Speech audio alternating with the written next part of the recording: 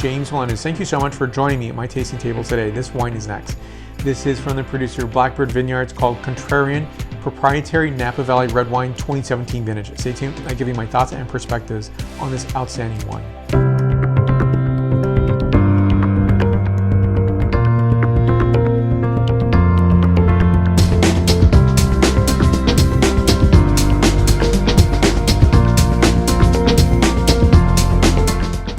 So be sure to subscribe to this channel, and if you already have, thank you so much. I do appreciate it. Merci beaucoup to you, and please give a like. To me, this is my prototypical Napa Valley red wine blend, but it is just has a lot of finesse to it that I think some red wine blends, there's so many out there, right? And I think to me, I don't taste anything, I think as sharply focused as this producer's wines. And to me, I think it really has an honest interpretation. And in my mind's experience, when I was first tasting Napa Valley wines, I definitely had a palate memory or palate experience that I wanted to re-experience again. And it took a while to get to these wines and to find these wines. While there are a lot of Napa Valley wines, they're not all the same. They all come out slightly differently. There's a certain art form that comes through, fine fruit selection, but also the vinification of this wine. So I love the packaging.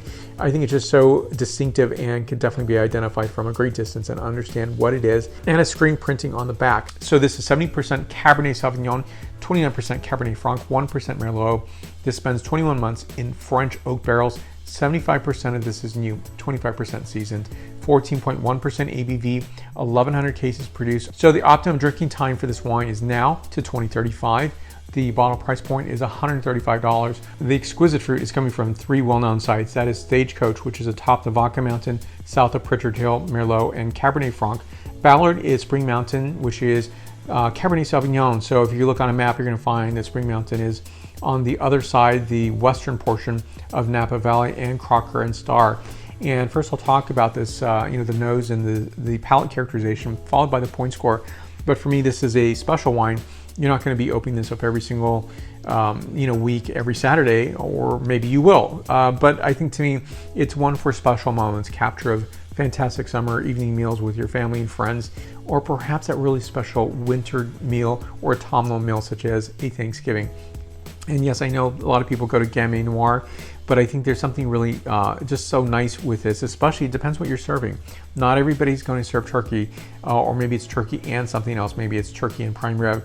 And so I've tasted so many themes and variations of what people are serving. So you need to think about what you're going to be serving and serve accordingly, right? So I definitely love Gamay Noir. I'd never throw that under the proverbial bus. So this is a nice way to capture, share outstanding wines with your family and friends. So definitely serve this in a large format glass so you can swirl and smell this wine in addition to tasting this wine. So 80% of your experience is on the scent characterization. So very, very important. So this wine is giving notes of very rich and appreciable note of blackberry, cassis, clove, split cedar, herbs and spices, and autumnal notes of underbrush and dried leaves.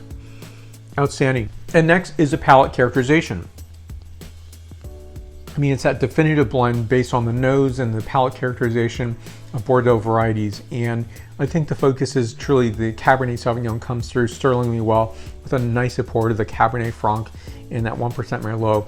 To me, it gives a really nice characterization of this, as it should be. So this to me is that prototypical Napa Valley wine that I yearn for, but rarely get to taste. So it's a successful bottle of wine and outstandingly beautiful. So this is lovely acidity, by the way. This is going to age remarkably well. So, optimum to 2035. Yes, I agree.